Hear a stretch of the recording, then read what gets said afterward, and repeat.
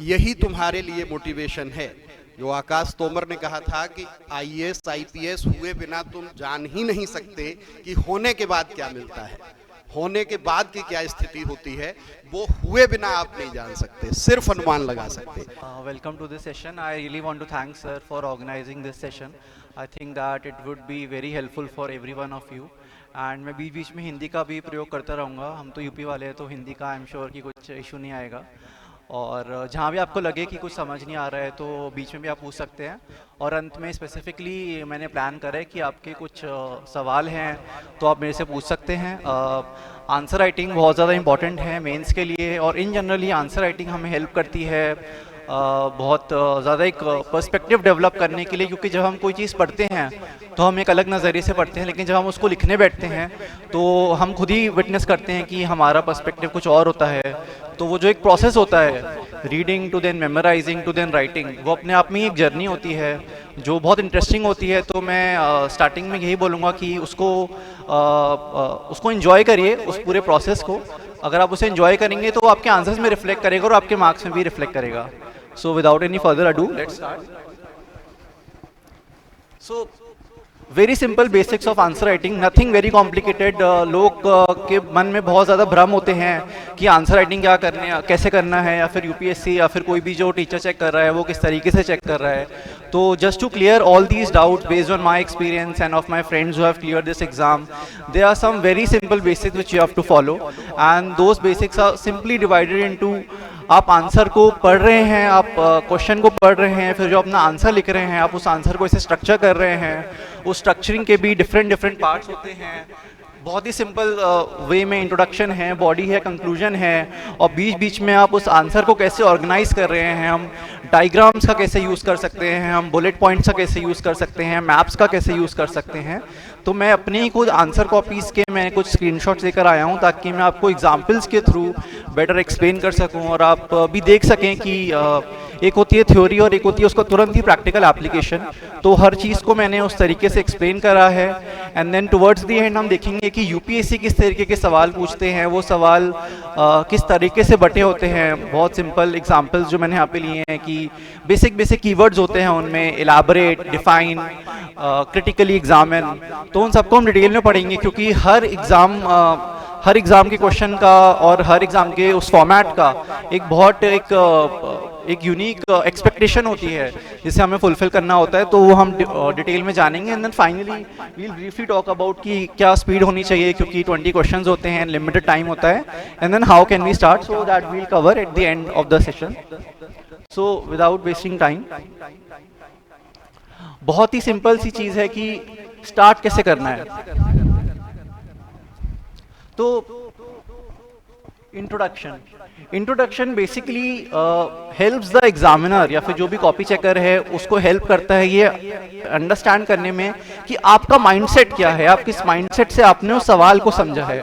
तो मुझे लगता है कि इंट्रोडक्शन और कंक्लूजन, हालांकि किसी को पता नहीं कि एग्जामिनर कैसे चेक करता है, लेकिन एक जनरल अंडरस्टैंडिंग है कि आप भी अगर कोई चीज़ पढ़ेंगे तो आपको लगेगा चलो ठीक है, पहला पैराग्राफ पढ़ लेता हूँ, देखता हूँ कि लेट्स से कोई आर्टिकल है कि वो बंदा बात क्या करना चाह रहा है, देन टुवर्ड्स द कंक्लूजन। तो introduction and conclusion, opening and closing remarks जो होते हैं वो बहुत ज़्यादा इंपॉर्टेंट होते हैं।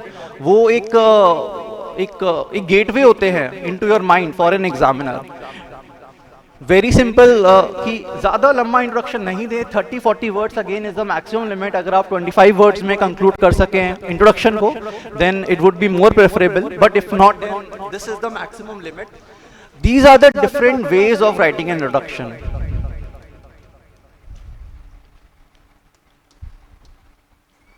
बहुत लोगों को लगता है कि बस एक डेफिनेशन बेस्ड इंट्रोडक्शन ही हो सकता है, लेकिन मैं अलग अलग तरीके से अपने आंसर को इंट्रोड्यूस करता था। इससे एक अलग फ्लेवर मिल जाता है आपके आंसर्स में, और एक वैरायटी मिल जाती है। These are some of the most common ways in which you can introduce an answer. Definition based तो सबको ही पता होता है, लेकिन I have specifically added here कि कुछ लोगों को लगता है कि हमें बस डेफिनेशन ही लिखनी है, बट I personally feel कि हमें बहुत जो ट्रिवियल थिंग्स होती हैं जो सबको ही पता है वो डिफाइन करने की ज़रूरत नहीं है।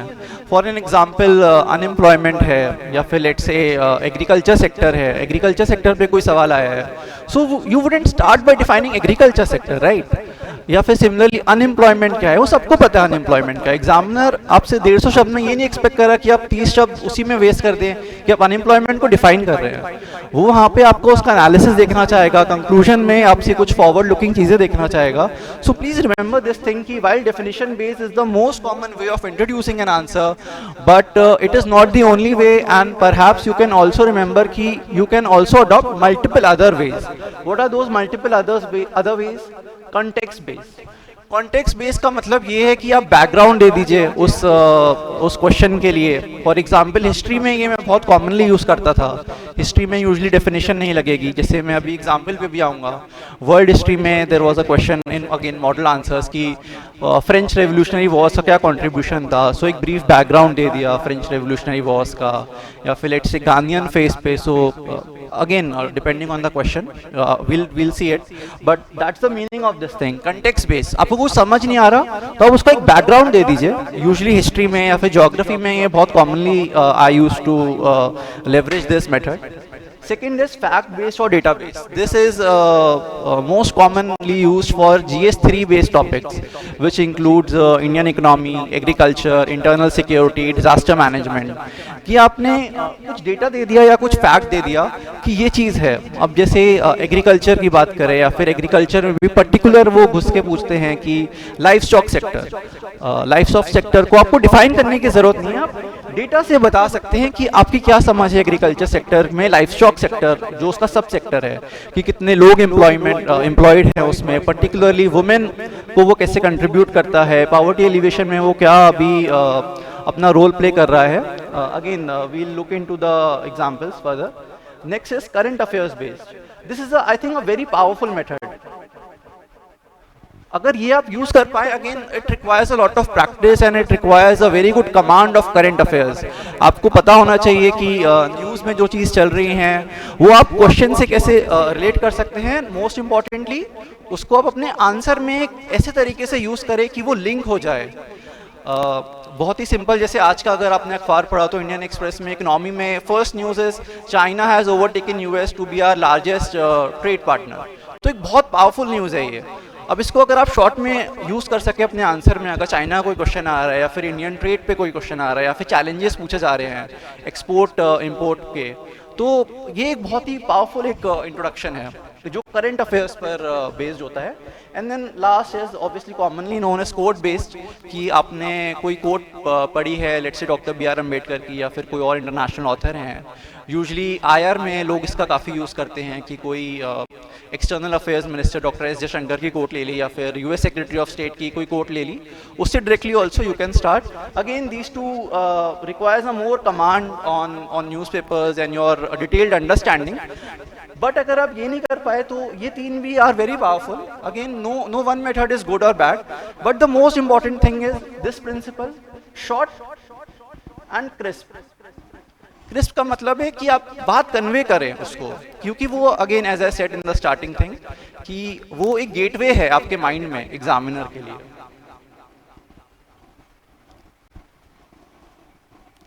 So these are some of the examples which I have picked from my model answers कि definition based और context based हम कैसे use कर सकते हैं।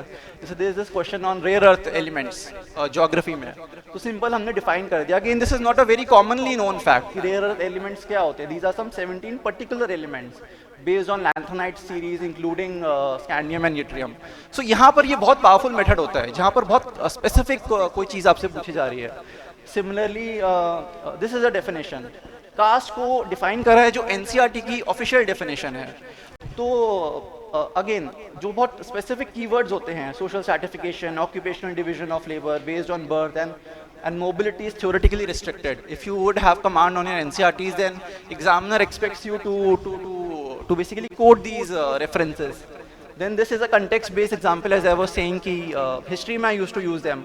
पाला empire को briefly define कर दिया, who were the major kings, Gopala, Dharmapala, and their because the question was towards Buddhist art। So as I was saying, पाला empire सबको पता है, लेकिन question पूछ रहा है पाला empire is known for a distinctive form of Buddhist art। तो वो सिर्फ पाला एम्पायर की बात नहीं कर रहा है, वो उसका लिंक पूछना चाह रहा है बुद्धिस्ट आर्ट से।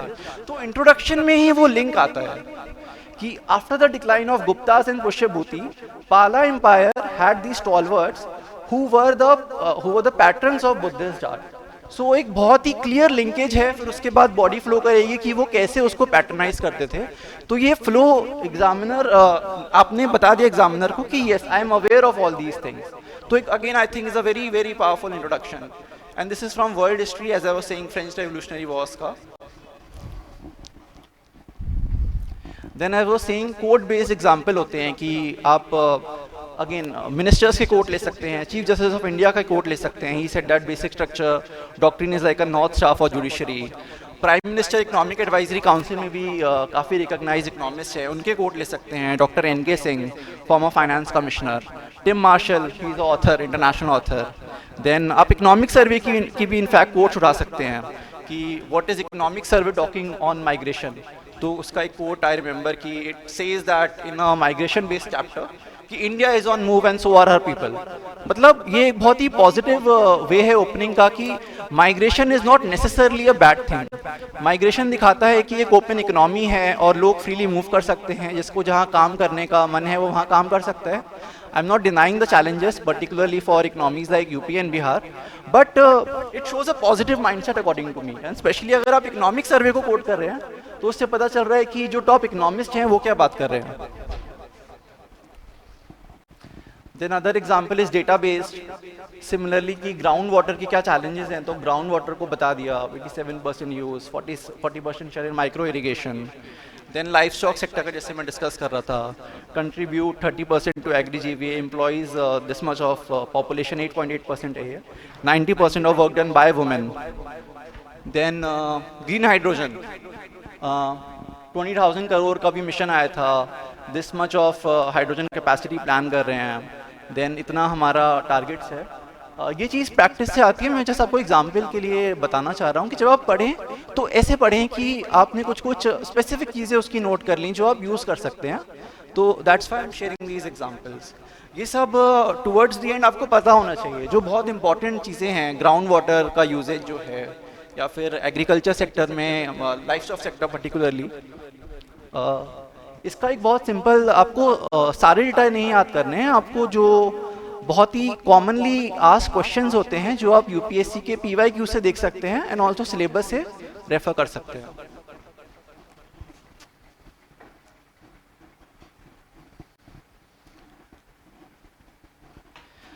Then is a current affairs based opening कि सेल्फ हेल्प ग्रुप्स पे क्वेश्चन काफ़ी बार रिपीटेडली पूछा जाता है. तो इकोनॉमिक सर्वे ने लास्ट ईयर के it talked about self help groups contribution to economy, और वहीं पे उसने बोला था कि they are following principles of Panchsutra, संगठन से समृद्धि. यहाँ पर लैंड रिकॉर्ड्स के ओपनिंग में I talked about the recent schemes. Question was briefly about how are the current schemes different from the earlier schemes, and अब गवर्नमेंट क्या कर रही है लैंड रिफॉर्म्स के लिए. तो ओपनिंग में ही बता दिया कि अब जो है डिजिटल लैंड रिकॉर्ड मॉडर्नाइजेशन पे प्रोग्राम है, भूखाधार है, स्वामित्वा स्कीम है, मॉडल कंक्लूसिव लैंड टाइटलिंग है. तो एनालिसिस तो आपको करना है उसकी बॉडी में, लेकिन इंट्रोडक्शन में ही यू टॉक्ड अबाउट कि एग्जामिनर को कैसे वो देख सकता है आपके आंसर को.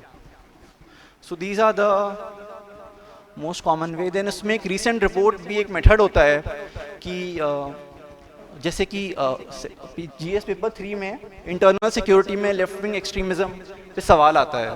तो again we don't have to define what left wing extremism is.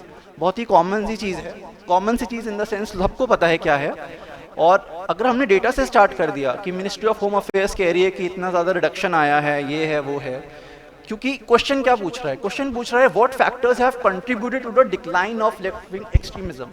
अगर क्वेश्चन ये होता कि लेफ्ट विंग एक्सट्रीमिज्म क्यों होता है, सरकार क्या कर रही है, तो मे बी ओपनिंग अलग हो सकती थी. लेकिन क्योंकि क्वेश्चन ही पूछ रहा है कि डिक्लाइन हुआ है, तो आप उसको निगेट ही नहीं कर सकते, है ना. तो अगर क्वेश्चन पूछ रहा है कि डिक्लाइन क्यों हुआ है, तो आप पहले उसको जस्टिफाई कीजिए कि हाँ मुझे पता है डिक्लाइन हुआ है, 70% रिडक्शन आया है, पहले 200 डिस्ट्रिक्ट्स में होता था, अब 40 डिस्ट्रिक्ट्स में रह गया, और ये मिनिस्ट्री ऑफ होम अफेयर्स कह रही है. तो इससे आपके इंट्रोडक्शन को एक बहुत पावरफुल वो मिलता है. सिमिलरली क्वेश्चन है कि लैंडस्लाइड्स वेस्टर्न घाट्स में और हिमालयाज में कैसे डिफर करती हैं. तो सीधे सीधे ओपन कर दिया कि लैंडस्लाइड एटलस जो है वो बोलती है कि इंडिया का इतना % पार्ट प्रोन है both Himalayas and Western Ghats, and then you talked about the differences. Similarly एक GS2 का क्वेश्चन है कि गवर्नेंस का simplification of laws is a prerequisite for good governance and discuss the impact of ambiguity in laws. तो keyword is कि वो पूछ रहा है कि हमारे जो लॉज हैं उनमें बहुत ज़्यादा एम्बिग्यूटी है, लॉज जो हैं थोड़े से कॉम्प्लेक्स हैं, उनका मल्टीपल इंटरप्रिटेशन है। तो एक सीधे सीधे रिपोर्ट की बात कर दी कि there was a report release in 2022 कि jail of doing business report ने बोला है कि मल्टीपल क्रिमिनल प्रोविजंस हैं कंपनी लॉज में जिसकी वजह से इकोनॉमी इम्पैक्ट होती है। तो इसका जो है प्रैक्टिस करने का सिंपल सोल्यूशन ये है कि जब आप न्यूज़पेपर पढ़ें तो आप देखें कि जो आर्टिकल्स होते हैं उसमें से आप देखने की कोशिश करें कि वो किस टाइप की रिपोर्ट्स की बात कर रहे हैं, या फिर जो भी एक्सपर्ट्स आ रहे हैं। जैसे अभी मैंने डॉक्टर NK सिंह की बात करी तो उनके आर्टिकल्स आते रहते हैं इकोनॉमी को लेकर, या फिर सेंटर स्टेट रिलेशंस को लेके, डिस्ट्रीब्यूशन ऑफ फिस्कल रिसोर्सेज को लेके। तो वहाँ से आप सीधे सीधे उसको लेवरेज कर सकते हैं।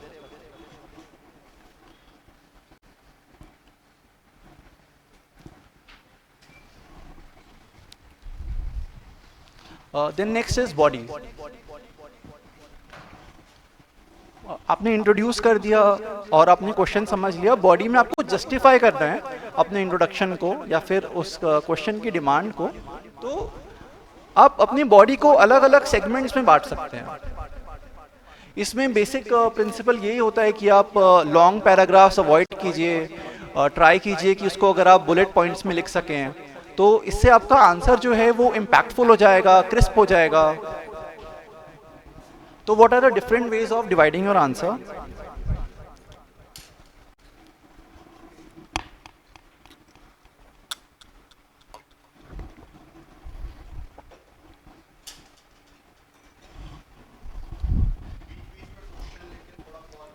हाँ, what are the different ways of dividing your answer? बहुत कॉमन है पेस्टल फ्रेमवर्क, जो हम सबको पता होता है कि अगर हमें कुछ समझ नहीं आ रहा तो हम डिफरेंट डायमेंशंस में उसको सोच सकते हैं कि उसके इन डायमेंशंस के अलॉन्ग क्या इम्पैक्ट होंगे, political, economic, social, technological, environmental, legal. Again this is not an exhaustive framework, इसके भी और डिटेल में हम जाएं तो हमें ये सब मिल जाएंगे। हिस्टोरिकल जा सकते हैं, governance related, ethical, international dimensions, defence. तो these are not the only dimensions within PESTEL. PESTEL बस एक छोटा सा फ्रेमवर्क है, यूजली मैनेजमेंट में यूज़ करा जाता है। यहाँ पर क्योंकि हम GS पर्सपेक्टिव से लिख रहे हैं तो हम और डायमेंशंस भी इंट्रोड्यूस कर सकते हैं। पेस्टल के बाद एक और सिंपल सा मेथड है इम्पैक्ट का, कि हमसे कोई चीज़ पूछी गई है, हमने सीधे सीधे उसका इम्पैक्ट बता दिया कि ये कुछ चीज़ें पॉजिटिव होंगी, ये कुछ चीज़ें नेगेटिव होंगी, या फिर उसके मेरिट्स डीमेरिट्स क्या हैं। Then is analysis. ये तब यूज़ आता है, जैसे हम आगे भी देखेंगे, क्रिटिकली एग्जामिन कोई क्वेश्चन पूछ रहा है तो हमें डिटेल में उसको समझना होता है। तो हम पहले बता सकते हैं कि अच्छा this is a positive thing, उसके ये बेनिफिट्स हैं, बट कुछ और इश्यूज़ भी हैं, उन इश्यूज़ की इम्प्लीकेशंस हैं, उन इम्प्लीकेशंस को सॉल्व करने के लिए सरकार ने ये सारे मेजर्स लिए हैं। लेकिन मुझे ऐसा लगता है कि अब सरकार आगे ये चीज़ें भी कर सकती है, रिकमेंडेशंस। तो again these are different ways in which you can segment your answer. For example आपने 30 वर्ड्स का इंट्रोडक्शन लिखा, फिर आपकी ये अगर बॉडी है तो आपने छोटे छोटे सब हेडिंग्स दे दिए।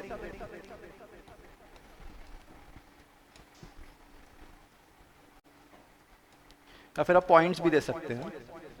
तो यहाँ पे जो आपकी सब हेडिंग्स हैं डायरेक्टली ये हो सकती है कि benefits, issues, implications, government measures. यहाँ पर आप स्मॉल पैराग्राफ्स में लिख सकते हैं या फिर बुलेट पॉइंट्स में लिख सकते हैं, whatever you feel like. Then another ways आप टाइम वाइज एनालिसिस कर दीजिए, जैसे कि लैंड रिफॉर्म्स का क्वेश्चन आई वाज डिस्कसिंग की, वहाँ पे डिस्कस करा जा सकता है कि पोस्ट इंडिपेंडेंस ये मेजर्स लिए, पोस्ट LPG रिफॉर्म्स के बाद ये सारे मेजर्स लिए गए, या फिर यूजली वर्ल्ड हिस्ट्री के क्वेश्चन में या फिर इंडियन हिस्ट्री में ये मेथड यूज़ करा जा सकता है कि एंशिएंट, मिडीवल, मॉडर्न। सोल्यूशंस आपको जब पूछा जाता है कि हम क्या कर सकते हैं, तो rather then just giving solution, अगर आपको लगता है कि if you can divide them short term, medium term, long term, तो इससे समझ आता है कि आप स्ट्रक्चर्ड है अपनी थिंकिंग प्रोसेस में। एग्जामिनर उससे इंप्रेस हो सकता है और एग्जामिनर को लगेगा अच्छा ठीक है, अगर ये एक ऑफिसर की तरह सोच रहा है कि ठीक है अभी इमीडिएटली ये कर सकता है, ये लॉन्ग टर्म में ये करा जा सकता है। इन सब का ये एडवांटेज होता है।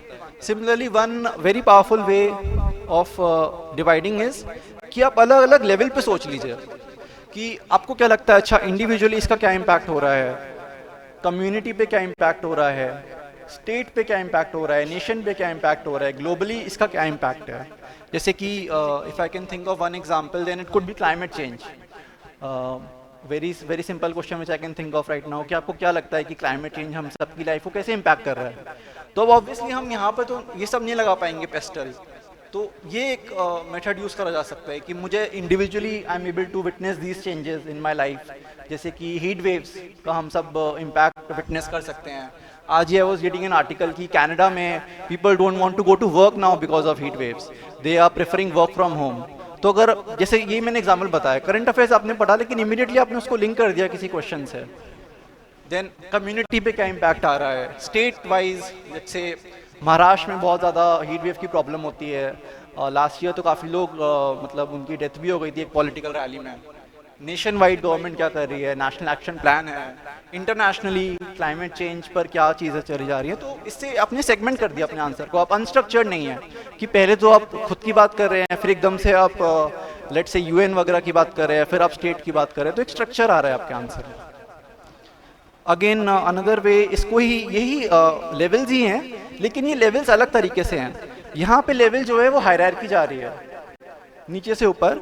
यहाँ पर जो लेवल्स हैं वो उनकी बात कर रहा है कि जो स्टेक होल्डर्स होते हैं हमारी सोसाइटी में, होल ऑफ सोसाइटी अप्रोच जिससे बोलते हैं, क्या क्या स्टेक होल्डर्स हैं, स्टेट है, गवर्नमेंट है, प्राइवेट सेक्टर है, एनजीओज हैं, और इंडिविजुअल लेवल पे हम क्या कर सकते हैं। This is also one way of dividing your answer. Again I want to emphasise कि no one way is right और रॉन्ग, अपने मेथड पे आपको जैसे कंफर्टेबल हो आप वैसे उसको यूज़ कर सकते हैं। Pillars of democracy, legislature, executive, judiciary. जैसे कि मेरे को याद है एक बार यूपीएससी ने सवाल पूछा था कि वुमेन एम्पावरमेंट के लिए और क्या करा जा सकता है। तो ऑब्वियसली बहुत सारी चीज़ें करी जा सकती हैं, लेकिन अगर आपने ऐसे आंसर को डिवाइड कर दिया कि लेट से पार्लियामेंट या फिर स्टेट लेजिस्लेचर ये लॉज ला सकता है, एग्जीक्यूटिव इस तरीके की स्कीम्स ला सकता है, जुडिशरी इस तरीके के वर्डिक्ट्स दे रहा है, जैसे आजकल बहुत पावरफुल वर्डिक्ट्स दे रहा है, मीडिया एक पॉजिटिव रोल प्ले कर सकता है, तो इससे आपने स्ट्रक्चर कर दिया कि ये जो जीएस के रिकॉग्नाइज्ड पिलर्स ऑफ डेमोक्रेसी हैं पॉलिटी के, आपने बता दिया कि हर जो एक डेमोक्रेसी का पिलर है वो वुमेन एम्पावरमेंट के लिए कैसे कंट्रीब्यूट कर सकते हैं। कोई क्वेश्चन अभी तक?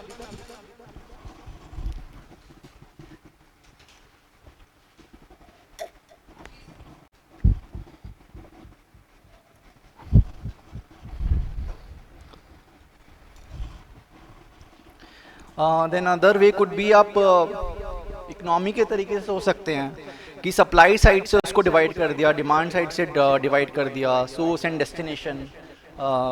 One example which I have used here is let's say कि माइग्रेशन ही है, तो माइग्रेशन का जैसे मैं बोल रहा था कि पॉजिटिव चीज़ है ओवरऑल इकोनॉमी के लिए, but obviously for areas like Uttar Pradesh and Bihar जो क्या है सोर्स है for migrants and then there is destination.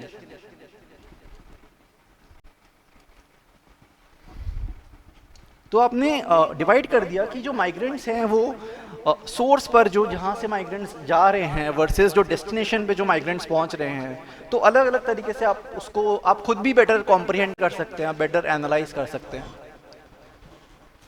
Supply demand, again कुछ भी नहीं समझ आ रहा है तो बहुत सिंपल होता है, आप फर्स्टली सेकेंडली थर्डली करके बोल सकते हैं, नंबर 1 आप ये कीजिए, number 2, number 3। Again this is useful when you think कि नंबर 1 पे एक्चुअली ये करना चाहिए। अगर आपको नहीं पता तो सिंपली बुलेट पॉइंट्स भी लिख सकते हैं, बट नंबरिंग आप तभी यूज करिए जब आपको एक्चुअल में लगे कि this is the first and the most important point. और कभी कभी अगर आपको कुछ भी समझ नहीं आए देन आई थिंक कि आपको कुछ करने की जरूरत नहीं है, आप सीधे सीधे क्वेश्चन को पढ़िए।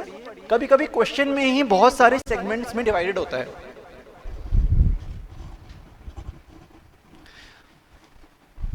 जैसे कि ये सवाल है, मुझे याद आ रहा है 2022 में आया था, 10 मार्कर है तो अराउंड 150 वर्ड्स। तो आप देखेंगे कि उस क्वेश्चन को ही उसने इतने पार्ट्स में डिवाइड कर दिया कि आपको ये सब सोचने की जरूरत ही नहीं है।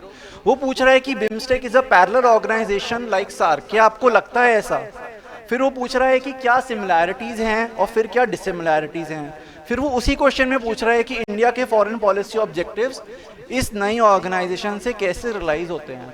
तो आपको वो सब करने का टाइम ही नहीं मिलेगा। आप देखेंगे तो ऑलरेडी क्वेश्चन के 3 सब पार्ट्स हैं, तो अगर 2 मार्कर क्वेश्चन है तो already you will be getting 2 sheets, right?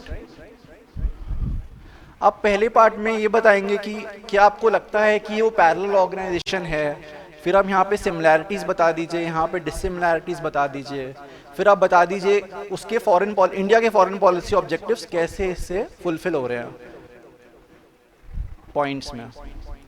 तो आपको वो सब करने का टाइम ही नहीं दिया यूपीएससी ने, उसने ऑलरेडी क्वेश्चन को डिफरेंट पार्ट्स में डिवाइड कर दिया। मुझे ऐसा लगता है कि कुछ बच्चे क्या करते हैं, इसमें कंफ्यूज हो जाते हैं और उसमें उन्हें लगता है कि सब चीज़ें एक साथ एक्सप्लेन करके लास्ट में हम कंक्लूड कर देंगे।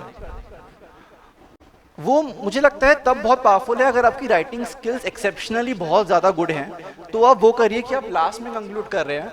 वरना जो मैं बहुत सिंपल सा प्रोसेस अपनाता था, which I would recommend to you all is, आप इसको ही बस फॉलो कीजिए, सिंपल लिखते जाइए जो वो पूछ रहा है। लास्ट में कंक्लूड करने की जगह आप वहीं पे बता दीजिए उस छोटे सेगमेंट में कि ये सिमिलैरिटीज़ हैं, ये डिसिमिलैरिटीज़ हैं और इंडियन फॉरेन पॉलिसी के लिए इसलिए अच्छा है।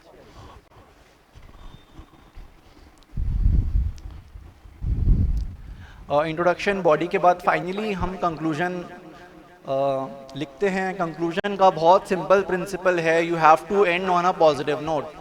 You cannot write anything contradictory to government scheme. You cannot write anything which shows either the government in the bad light or which shows that you have a negative approach towards any problem at hand. Very simple, be futuristic and end on a positive note. Provide recommendations कि अच्छा ठीक है, कोई चीज़ अच्छी भी चल रही है तो उसको और improve कैसे करा जा सकता है। हमेशा पॉजिटिव कुछ recommendations प्रोवाइड कीजिए या फिर कुछ कमिटी रिपोर्ट को कोट कर दीजिए, कोर्ट केसेस आप बता सकते हैं।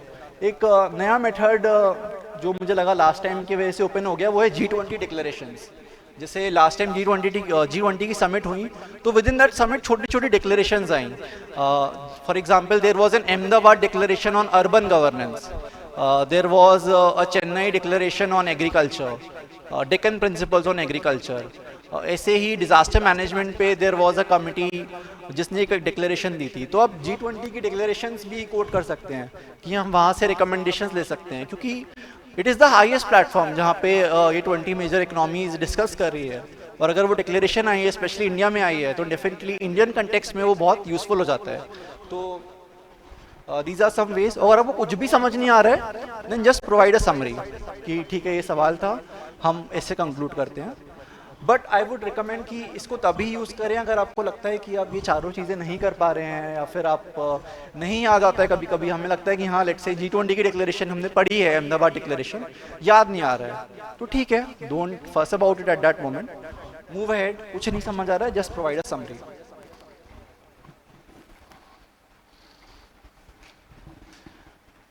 Then is space utilisation. अपने आंसर को और ज़्यादा इफेक्टिव कैसे बनाएं, बुलेट पॉइंट्स का यूज़ कीजिए, कुछ फ्लो चार्ट्स का यूज़ कीजिए। और मैं एग्जांपल के थ्रू समझाना चाहूँगा इन सबको कि टेबल्स, मैप्स, फिगर्स का, हेडिंग, सब हेडिंग्स का कैसे यूज़ कर सकते हैं। So let's start. हाँ सर आप कर दीजिए, कोई इशू नहीं है। तो मैंने अपने एग्जाम्पल्स लिए हैं इसलिए कि कोई इशू नहीं करेगा।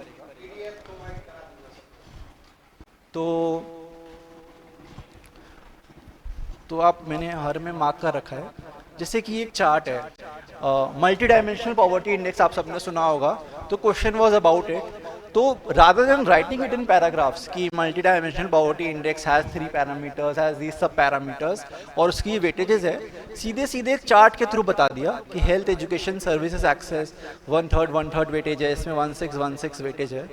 इससे आपका भी टाइम बचेगा और एग्जामिनर भी जल्दी पढ़ पाएगा उसको। जैसे अग्रीमेंट ऑन फिशरी सब्सिडीज हुआ था वर्ल्ड ट्रेड ऑर्गेनाइजेशन में, तो I guess the question was कि इंडिया का क्या स्टैंड है। तो इंडिया का स्टैंड बताने के लिए मैंने पहले बताया कि वो एग्रीमेंट किन चीज़ों की बात कर रहा है, तो ब्रॉडली वो इन 3 चीज़ों की बात कर रहा था। फिर मैंने बताया कि इंडिया इस चीज़ को सपोर्ट करता है, इंडिया इस चीज़ को सपोर्ट करता है, IUU और ओवर एक्सप्लॉइटेड स्टॉक को इंडिया सपोर्ट करता है। आप ध्यान से पढ़िएगा, इसको बहुत इंपॉर्टेंट टॉपिक है। और लेकिन इंडिया बोलता है कि जो हमारे एक्सक्लूसिव इकोनॉमिक जोन है वहाँ पे हम अभी भी सब्सिडीज प्रोवाइड करेंगे, क्योंकि India is a poor country in that sense, और जो हमारी सब्सिडीज़ हैं वो बहुत कम है डेवलप्ड कंट्रीज़ को लेकर। तो इंडिया का स्टैंड यही है कि India wants to support her domestic sector and currently is negotiating and it is transferred for the next session. तो टेबल में आपने बता दिया बहुत सिंपल तरीके से। Then there was a question on left wing extremism कि रिसोर्स क्रंच की वजह से लेफ्ट विंग एक्सट्रीमिज्म फ्लो करता है कि how resources can be a curse for that reason.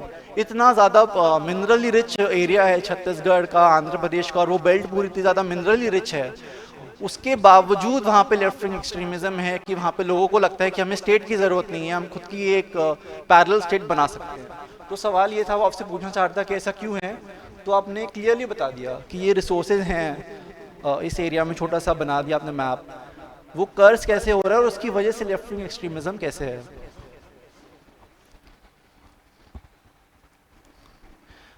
Then again there are some simple diagrams. This diagram was I guess for blockchain कि blockchain कैसे work करता है। Then this is about trickle down growth. Trickle down growth आपने पढ़ा होगा कि कुछ एक बॉटम कुछ एक टॉप के सेगमेंट के लोग ग्रो करते हैं और फिर वो वेल्थ ट्रिकल डाउन करती है। और ये GS4 का है, code of ethics, code of conduct में क्या डिफरेंस है। Then there was a question on landlord port model जो अभी गवर्नमेंट ने इंट्रोड्यूस करा है जवाहरलाल नेहरू पोर्ट पे मुंबई में, तो उसमें एक्सप्लेन करा है। Rather than explaining it, I have tried to show the diagram कि लैंडलॉर्ड पोर्ट मॉडल में दो एंटिटीज होती हैं, गवर्नमेंट है, प्राइवेट सेक्टर है, उनके बीच में ये एग्रीमेंट होता है, गवर्नमेंट ओन करता है और उसको रेगुलेट करता है, लेकिन ऑपरेट प्राइवेट सेक्टर करता है। तो रादर देन एक्सप्लेनिंग इट एक सिंपल से डायग्राम के थ्रू बता दिया कि फिर बाद में यही लोग कोऑर्डिनेट करते हैं एक्सपोर्टर्स और इम्पोर्टर्स के थ्रू।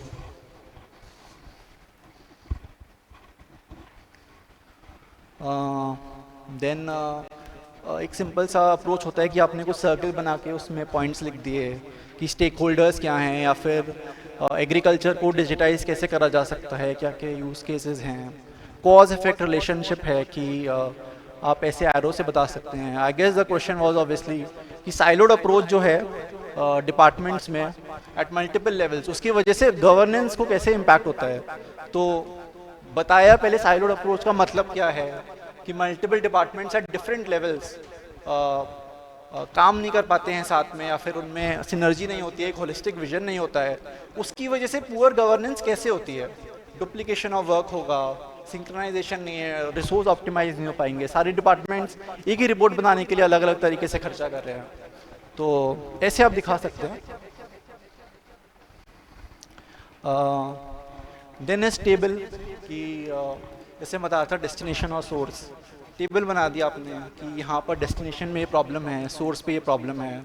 डिफरेंसेस के लिए table is the most common way कि पूछा डिफरेंसेस हैं कि क्वेश्चन में पूछा है highlight the key differences in the scope of freedom of speech and expression as provided under the parliamentary privileges versus the fundamental rights. तो introduction में introduce करा कि करंट अफेयर्स को लिंक कर रही है कि recent incidents of expulsion of remarks and inclusion of words as unparliamentary has led to debate between article 19 clause 1 clause A which is a fundamental right and article 105 which is a parliamentary privilege. तो examiner को समझ जाएगा कि हाँ आपको पता है कि सवाल क्या पूछना चाह रहा है, और फिर आप उसको एक्सप्लेन करेंगे कि ये है फ्रीडम ऑफ स्पीच के ये पॉइंट्स हैं, वो कैसे रिस्ट्रिक्टेड है और वो कैसे नहीं है। तो इस तरीके से टेबल के थ्रू आपने उसको जस्टिफाई कर दिया। देन ज्योग्राफी में diagrams again as per demand of the question की एस वेव पी वेव का एनसीईआरटी क्लास 11 में काफ़ी कॉमन डायग्राम है। देन हिमालयास का फॉर्मेशन कैसे हुआ है, अर्बन हीट आइलैंड्स कैसे बनते हैं, फॉर्मेशन ऑफ एंडीज, ये सब आपको एनसीईआरटी में मिल जाएंगे। और हीट इन्वर्जन का ये ग्राफ है। Then this is a moral immoral को आप इस तरीके से डिवाइड कर सकते हैं। Next is use of maps. तो मैप्स आप जहाँ भी आपको मौका मिले आप ज़रूर मैप बनाएं, क्योंकि उससे एक अच्छा वो आता है आपके आंसर को। अगेन मैप ऐसा नहीं होना चाहिए जैसे आप यहाँ पे देख सकते हैं कि पूरा आपने बस मैप ही बनाया और आपने कुछ लिखा ही नहीं है। एक छोटे से सेगमेंट में साइड में आपने मैप बनाया है। क्वेश्चन वॉज कि मैंग्रोव वेजिटेशन इंडिया में कहाँ कहाँ पाई जाती है, और फिर आगे मतलब सेकेंड पार्ट में ये भी होगा कि उससे क्या फ़ायदे नुकसान हैं। तो रादर देन जस्ट राइटिंग कि कहाँ कहाँ पाई जाती है, उसको अच्छे से एक मैप में बना दिया और लिख भी दिया। तो सिर्फ मैप नहीं बनाना है, दोनों चीज़ें को एक ऑप्टिमल मिक्स होना चाहिए। जैसे आप इस देख सकते हैं एग्जाम्पल में कि एक छोटे से साइड में एक छोटा सा मैप बना दिया, उसमें मार्क कर दिया कुछ कुछ कॉमन जो बहुत फेमस एग्जाम्पल्स हैं सुंदरबन के और गल्फ ऑफ मन्नार के। और this was Pacific Ocean, Indian Ocean, South China Sea. Maps usually या तो इंटरनेशनल रिलेशंस में या फिर ज्योग्राफी में यूज़ आते हैं, कभी कभी इंटरनल सिक्योरिटी में भी यूज़ आ सकते हैं, डिजास्टर मैनेजमेंट में भी आ सकते हैं, again depends on question, economy में भी आ सकते हैं, but obviously geography and international relations are the most common use cases. Then is list approach, कि आपने बस लिस्ट कर दिया, जैसे मैं बता रहा था कि फैक्टर्स आपने लिस्ट कर दिया, short term immediate factors, long term factors, या फिर एक क्वेश्चन था 7th शेड्यूल पे कॉन्स्टिट्यूशन के, तो आपने ऐसे बता दिया लिस्ट 1 लिस्ट 2, या फिर देयर वाज अ क्वेश्चन कि लोकल गवर्नमेंट बॉडीज़ कैसे और पैसा रेस कर सकती हैं, उसके क्या इनोवेटिव वेज हैं, तो एक बुलेट पॉइंट में लिस्ट बना दिया आपने.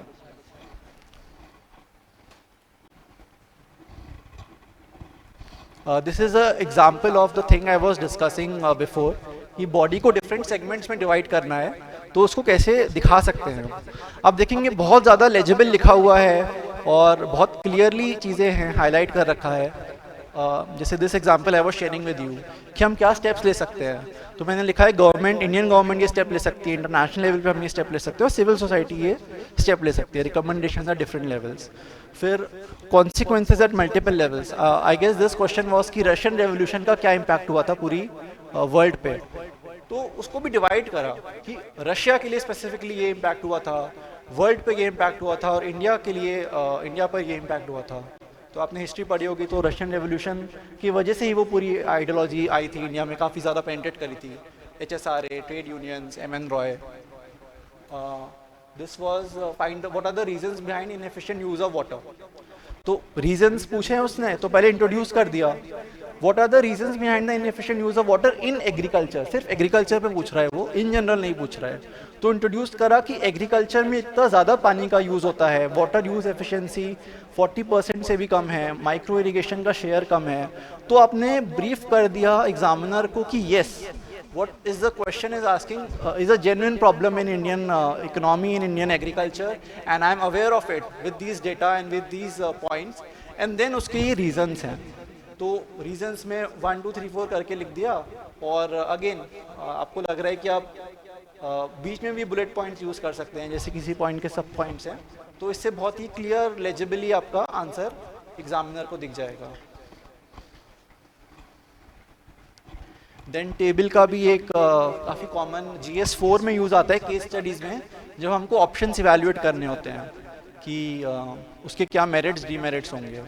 तो दीज आर द ऑप्शंस. आप कुछ मत कीजिए स्टेटस को, आप talk to your seniors, act as a whistle blower, उसके ये मेरिट्स होंगे, उसके डीमेरिट्स होंगे. एक डायग्राम का यूज़ कर सकते हैं, उसको बता सकते हैं. This question was about Indian secularism, कि इंडियन सेक्युलरिज्म में स्टेट और रिलीजन का क्या रिलेशन होता है. तो as you all would be knowing कि religion can not interfere in the state, but state can interfere in the religion.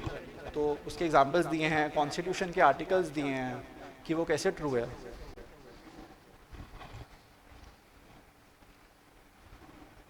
बहुत सिंपल टिप्स हैं आपको प्रेजेंटेशन कैसे अपना इन्हांस करना है. Again I want to emphasise कि this is not the work of 1 night. ये 3 साल से मैं प्रिपेयर कर रहा हूँ, तो this is very important thing, जो मैं लास्ट में भी बोलूँगा कि ये एकदम से नहीं हो जाएगा, आपको धीरे धीरे उस पर काम करना होगा.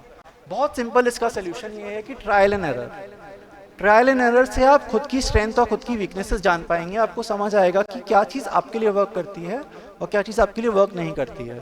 तो अगर आपको लगता है कि आप डायग्राम वैसा नहीं बना पा रहे हैं, then it's all right. Final objective हमारा मार्क्स लेना है, फाइनल ऑब्जेक्टिव हमारा डायग्राम बनाना नहीं है. अगर आप डायग्राम बना पा रहे हैं देन ऑब्वियसली इट्स गुड, नहीं बना पा रहे हैं तो आप कुछ और कर पाए होंगे आई एम श्योर. लेकिन आप वो ट्रायल एंड एरर करिए, आप वो देखिए कि आपके लिए क्या चीज़ वर्क कर रही है, क्या चीज़ नहीं वो कर रही है. Again as I am saying, diagram मत बनाइए अगर आपका टाइम वेस्ट हो रहा है एग्जाम में. बस 7 मिनट मिलेंगे आपको लेट से 10 मार्कर में, अगर आप 3-4 मिनट वो डायग्राम बनाने में ही वेस्ट कर दे रहे हैं तो उसका कोई सेंस नहीं है. आप और कॉपीज़ को इवैल्यूएट कर सकते हैं. These are just my copies, ये सर शेयर कर देंगे आपको, ऑनलाइन सबकी कॉपीज़ मिल जाएंगी मॉडल आंसर की. एंड बी इनोवेटिव, उसको as I said try to learn this in a positive way. आपको मज़ा आए. अगर आप उस अप्रोच से नहीं करेंगे तो शायद आप ना कर पाएँ. B innovative, be creative. इतने पार्ट में किसी को कोई डाउट है?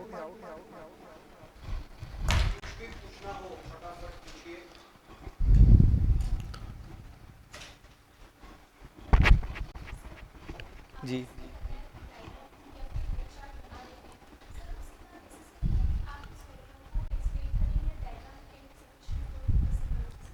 डायग्राम में ही एक्सप्लेन कर देता था मैं, जैसे मैं इसको दिखाऊंगा आपको।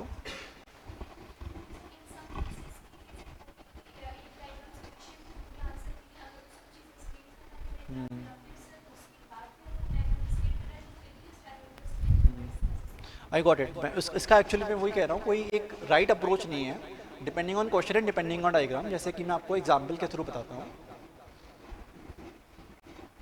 जैसे कि ये डायग्राम है, ये डायग्राम एक्सप्लेन कर देगा सब चीज़ें, क्योंकि इसमें हमने सब कुछ लिख दिया है। द क्वेश्चन वॉज कि कोई चीज़ मॉरल है इमॉरल है, वो डिपेंड करता है आपके एक्शंस पर। वो वॉलेंट्री हो सकते हैं, इनवॉलेंट्री हो सकते हैं, ऐसे करके कुछ सवाल था। तो इस तरीके से आपने डायग्राम बनाया है कि कोई चीज़ वॉलेंट्री भी है, वो मॉरल है, कोई लीगल है, वो इनवॉलेंट्री हो सकती है। जैसे कि बहुत कॉमन एग्जांपल है टैक्स इवेजन का, कि लोग टैक्स इवेट करते हैं, तो वो इमॉरल है लेकिन वो वॉलेंट्री है। तो ये सेल्फ एक्सप्लेनेटरी है, इसमें आपको कुछ और एक्सप्लेन करने की ज़रूरत नहीं है। जैसे कि ये वाला एग्जांपल है फॉर्मेशन ऑफ हिमालयास का, कि हिमालयास कैसे फॉर्म होते हैं। तो कॉन्टिनेंटल कन्वर्जेंस की वजह से जो डिफरेंट हिमालयास फॉर्म हुए हैं, ग्रेटर हिमालयास पहले, फिर लेसर हिमालयास, शिवालिक, और यहाँ पर यूरेशियन प्लेट है, इंडो ऑस्ट्रेलियन प्लेट है। तो यहाँ पे इसको आपको फर्दर एक्सप्लेन करने की ज़रूरत नहीं है।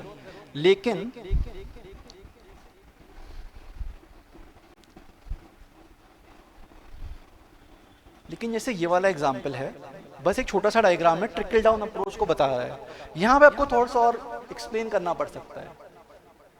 आप समझ रहे हैं मेरी बात को? वो आपके डायग्राम पे डिपेंड करता है। जैसे ये वाला भी है, कोड ऑफ कंडक्ट और कोड ऑफ एथिक्स पे एक बहुत स्टैंडर्ड क्वेश्चन है कि क्या डिफरेंसेस होते हैं। तो आपने ब्रीफली तो बता दिया कि ये डिफरेंसेस होते हैं, लेकिन यहाँ पे मैंने थोड़ा सा एक्सप्लेन भी करा है यहाँ पर। लेकिन मैंने एक्सप्लेन नहीं करा है क्योंकि यहाँ पर ही मैंने लिख दिया है कि गवर्नमेंट का ये रोल है, प्राइवेट सेक्टर का ये रोल है लैंडलॉर्ड कोर्ट मॉडल में। तो it is not a one size fit all approach. आप उसको जैसे आपको कंफर्टेबल लग रहा है वैसे करिए, ठीक है? Any other question?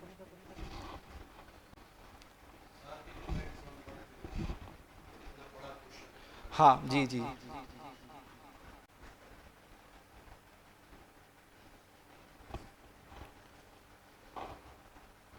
Then next part is कि what are the different types of questions which are asked in the exam, and उस क्वेश्चन की डिमांड समझना बहुत ज़्यादा इम्पॉर्टेंट है, क्योंकि हमें कुछ भी नहीं लिखना है। हम सब इतना ज़्यादा पढ़ चुके होते हैं कि लेट्स से एग्रीकल्चर पे कुछ पूछे या फिर ग्राउंड वाटर पे कुछ पूछे तो हमें डेफिनेटली पता होगा, लेकिन क्वेश्चन क्या पूछ रहा है हमको क्या वो पता है, और हम एग्जामिनर को वो स्पेसिफिक चीज़ें लिख रहे हैं। ये बहुत इंपॉर्टेंट होता है अच्छे मार्क्स लाने के लिए। तो मैंने डिफरेंट टाइप्स ऑफ क्वेश्चंस लिखे हुए हैं इन 9 सब सेगमेंट्स में कि यूपीएससी किस टाइप के क्वेश्चंस पूछता है।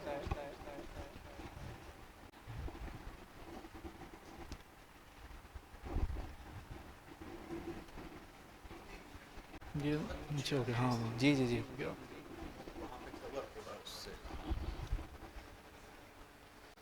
ये वाला जी जी सर, थैंक यू सर। तो elaborate I think is the most easiest of all questions. आपको कुछ नहीं करना होता है, आपको बस उसको एग्जांपल्स के थ्रू इलेबोरेट करना है। कभी भी उसको कॉन्ट्राडिक्ट मत कीजिए, क्योंकि वो पूछ ही नहीं रहा है आपसे, नहीं पूछ रहा है प्रोज एंड कॉन्स क्या हैं, आपसे पूछ रहा है कि इसको इलेबोरेट कीजिए, मतलब इसको और बताइए इस बारे में। एग्जाम्पल के थ्रू हम लेते हैं, 2019 का सवाल है, इलेबोरेट कीजिए कि गवर्नमेंट ने क्या पॉलिसीज़ ली हैं to meet the challenges of food processing industry. Simple अपने आंसर को 2 पार्ट में डिवाइड कीजिए कि चैलेंजेस क्या क्या हैं। आप उसको डिवाइड कर सकते हैं, supply side challenges, demand side challenges, infrastructure challenges, and then बस सिंपली बता दीजिए कि ये पॉलिसी इनिशिएटिव्स हैं। आपसे वो नहीं पूछ रहा है पॉलिसी इनिशिएटिव सक्सेसफुल हुए हैं नहीं हुए हैं, कुछ भी एक्स्ट्रा नहीं प्रोवाइड करना है, सीधा सीधा जो पूछा है प्लीज़ वो आंसर कीजिए। देन एक्सप्लेन में आपको बस उसको समझाना होता है डिपेंडिंग ऑन क्वेश्चन की Y what and how. With an example, let's try to understand this. Constitutional morality is rooted in the constitution and is found on its essential facets. Explain this doctrine with the help of relevant judicial examples. तो आप briefly बता दीजिए कि वो constitution में कैसे rooted है, preamble में हमें मिल जाएगी, रूल ऑफ लॉ के प्रिंसिपल्स हैं, फंडामेंटल राइट्स हैं, एंड देन डिफरेंट केसेस के थ्रू उसको हमें एक्सप्लेन करना है। Kesavananda Bharati case, DC Wadhwa case, जहाँ पर ऑर्डिनेंसेस की बात करी गई थी, नवतेज और के Sabarimala case for women empowerment. तो कॉन्स्टिट्यूशन मोरालिटी आप सबको पता होगी कि जो कॉन्स्टिट्यूशन के थ्रू जो हमारी एक मोरालिटी निकल आती है, मोरालिटी के अलग अलग सोर्सेज होते हैं। कॉन्स्टिट्यूशन मोरालिटी हाईएस्ट रिगार्ड करी जाती है किसी भी एक कॉन्स्टिट्यूशनल गवर्नमेंट में। तो यहाँ पर उसने बस सीधा सा पूछा है कि आप उसको एक्सप्लेन कीजिए with the help of judicial decisions. आपको ये नहीं बताना है कि वो सही है गलत है या फिर और डिफरेंट टाइप की मोरालिटीज़ क्या हो सकती है।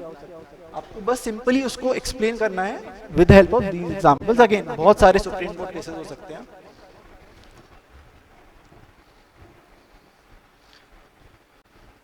Next is enumerate. Enumerate means you have to list down all the points. Question is कि Indian society maintains continuity in the traditional social values. Enumerate the changes which are taking place in it. So briefly पूछा है पहले part में, how does it maintain the continuity? तो continuity कैसे maintain करती है? Socialisation के through, emphasis on important principles of Indian society. Globalisation का मतलब होता है कि कोई चीज़ बाहर की आ रही है लेकिन हमने उसको इंडियन कल्चर के थ्रू अडेप्ट कर लिया। तो these are the different ways कि हम कंटिन्यूटी मेंटेन कर रहे हैं अपने ट्रेडिशनल सोशल वैल्यूज में। ग्लोबलाइज हम एक इन्वायरमेंट में रह रहे हैं लेकिन हमने उसको एक लोकल कंटेक्स्ट में फिट कर लिया है assimilation के through. And then next part is enumerate the changes which are taking place in it. So what are the changes taking place? Materialism का जो है वो ग्रोथ हो रही है, individualism, nuclear family, westernisation, which are predominantly conceived as foreign concepts and not particular to Indian society. Simple है, कुछ आपसे उसको ये नहीं पूछ रहा है कि आप ये बताएं पॉजिटिव नेगेटिव वो सही है गलत है, उसकी टिप्पणी नहीं मांग रहा है। सीधे पूछ रहा है कि हम कैसे कर रहे हैं और इन्यूमरेट कर दीजिए, मतलब बता दीजिए कि अभी क्या क्या चेंजेस हो रहे हैं। Then a very simple question for polity was enumerate कीजिए कि क्या क्या इनडायरेक्ट टैक्सेस सब्स्यूम हुए हैं जीएसटी में। सिंपल फैक्चुअल क्वेश्चंस इंट्रोड्यूस कर सकते हैं। Total 17 taxes are part of one nation one tax.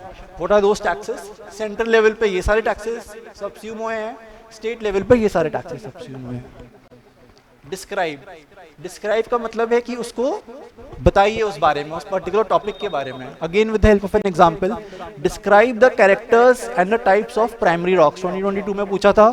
Simple characters आप बताते जाइए, टाइप्स बताते जाइए, सिंपल फ्लो है उसका। देन इज डिस्कस वाले सवाल थोड़े से आपको उसमें सोचना पड़ सकता है, उसको स्ट्रक्चर करना पड़ सकता है, क्योंकि डिस्कस इज ओपन एंडेड। आपसे बोल दिया कि आप बस उसके बारे में कुछ टिप्पणी कीजिए, राइट? अब टिप्पणी कैसी भी हो सकती है, लेकिन उसके लिए सवाल पढ़ना बहुत इंपॉर्टेंट होता है, क्योंकि सवाल से हमें एक सॉर्ट ऑफ डायरेक्शन मिलता है कि हम इस तरीके से उसको डिस्कस कर सकते हैं। कि 2018 में क्वेश्चन पूछा गया था कि India's relation with Israel can not be rolled back, discuss. तो पहले तो आप दो तरीके से इसको समझिए सवाल को। इसमें दो बहुत अहम बात की गई हैं कि जो रिलेशंस हैं इजराइल के साथ उसमें बहुत ज़्यादा डेप्थ और डाइवर्सिटी है, और ये भी बोला गया है कि अब वो रिलेशन हम रोल बैक नहीं कर सकते। तो जब आप अपना आंसर लिखें तो आप दोनों चीज़ों पे एम्फसाइज कीजिए कि वो डेप्थ और डाइवर्सिटी कैसे आई है।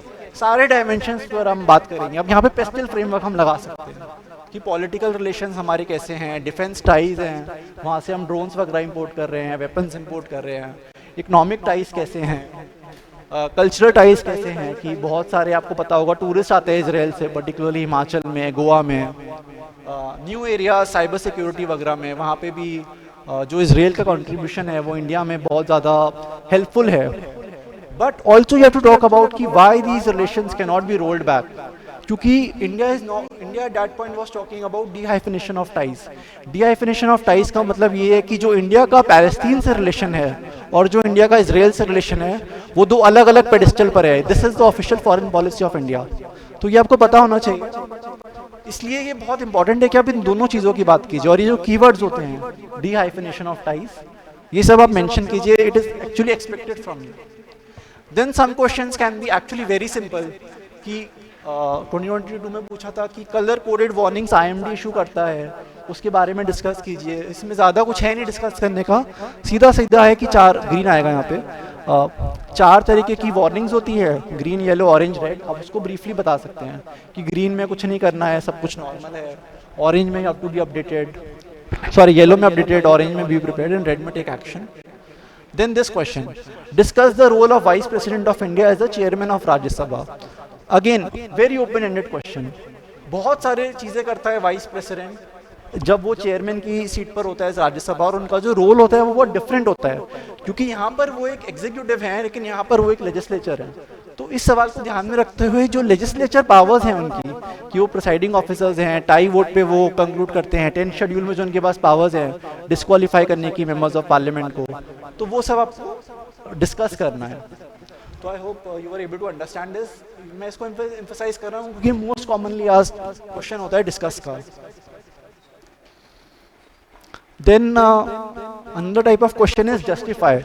जस्टिफाई में वो आपसे पूछ रहा है कि आपके हिसाब से क्या ये चीज़ सही है या क्या ये चीज़ गलत है, और आप क्यों सोचते हैं। जस्टिफाई के सवाल में it's very important that towards the end you take a stand, कि हाँ ये चीज़ सही है, हाँ ये चीज़ गलत है। मेरा पर्सनल ओपिनियन ये है कि आप एक पॉजिटिव स्टैंड लीजिए। बाकी again there is nothing right और रॉन्ग है, क्योंकि वो पूछ ही रहा है कि आपको क्या लगता है। व्हाट इज इंपॉर्टेंट इज कि you have to be objective and you don't have to be ideologically biased here. जो भी आप अपना एनालिसिस दे रहे हैं कि ठीक है मुझे ऐसा इसलिए लगता है, लेकिन आप उसमें किसी रिपोर्ट को या किसी डेटा को जरूर कोट कीजिएगा if you are taking a particular. But if you want to avoid all that, just take a positive stand जो कॉमन सेंस डिक्टेट कर रही है। कि 2022 में क्वेश्चन पूछा था कि जो इंडियन सेक्युलरिज्म है उसके कैरेक्टर्स हैं टॉलरेंस, एसिमिलेशन एंड प्लूरलिज्म। आपका जो भी व्यू है, लेकिन एक बहुत कॉमन सेंसिकल अप्रोच ये बोलेगी कि you have to justify it that yes these are the elements of Indian secularism. आप उसको फिर एग्जाम्पल्स के थ्रू जस्टिफाई कर सकते हैं। टॉलरिज्म कैसे है, जो हमारी सोसाइटल वैल्यूज़ हैं, कॉन्स्टिट्यूशन आर्टिकल्स हैं जो सबको डिफरेंट राइट्स प्रोवाइड करते हैं। असिमिलेशन के लिए हम डिफरेंट एग्जांपल्स दे सकते हैं। चुन्नी मियाँ मंदिर ये बरेली का एक बहुत फेमस एग्जांपल है। देन इसमें आप थोड़ी थ्योरी भी बता सकते हैं, और असिमिलेशन के बहुत एग्जांपल्स मिल जाएंगे। इसमें आप एग्जांपल्स देख सकते हैं, थ्योरी बता सकते हैं कि कैसे डिफरेंट लोग जो हैं वो साथ में आके रह रहे हैं, मतलब आपको पता ही है। प्लूरलिज्म, ठीक है। देन क्वेश्चन इज की दिस वाज 2021 में आज। अब देखिए यहाँ पे आप कॉन्ट्राडिक्टरी व्यू ले सकते हैं। Do you agree that Indian economy has witnessed a V shaped recovery. V shaped recovery का मतलब ये होता है कि हमारी जो ग्रोथ थी वो ऐसे जा रही थी, लेकिन कोविड की वजह से नेगेटिव हो गई, फिर अब बाद में पॉजिटिव हो गई। तो this is a V shape which is form. तो give reasons to support your answer. अब क्योंकि इकोनॉमी का क्वेश्चन है, इसमें कुछ भी पॉलिटिकल नहीं है, तो आप सीधे सीधे डेटा से कोट कर सकते हैं। जैसे कि अगर मैं आंसर लिखता तो मैं ये बोलता कि एक्चुअल में रिकवरी वी शेप ना होकर के शेप्ड है। के शेप रिकवरी का मतलब ये होता है कि कुछ सेक्टर्स और कुछ पार्ट्स ऑफ इकोनॉमी तो ग्रो कर रहे हैं, लेकिन कुछ पार्ट्स ग्रो नहीं कर रहे हैं। तो इसमें मैं दोनों आर्ग्यूमेंट्स को जस्टिफाई करूंगा। मैं ये भी बोलूंगा कि हाँ वी शेप रिकवरी जो है, क्योंकि वो भी फॉल्स नहीं है, वो लेकिन एक मैक्रो डेटा है कि जीडीपी का ग्रोथ रेट है, सेंसेक्स ग्रो करा है, इंपोर्ट्स एक्सपोर्ट्स बढ़े हैं। लेकिन ये भी बोल सकता हूँ कि मैं वो रिकवरी नेसेसरली वी शेप नहीं है, वो के शेप भी है। जैसे I was discussing different sectors are growing at different rates, MSMEs versus large companies, इसमें आप डेटा यूज कर सकते हैं। और if I would have been asked this question, then I would have concluded by saying कि there can be different views on mode of recovery. It can not necessarily be V-shaped, it can also be a K-shaped. तो justify में लेकिन आपने एक stand लिया towards the and. आपने बोला कि नहीं, Indian economy V shape recovery नहीं कर रही है, कुछ सेक्टर्स अभी भी कमजोर हैं जिसके लिए हम ये कर सकते हैं, तो हम रिकमेंडेशन में बात कर सकते हैं। But it is very important to take a stand.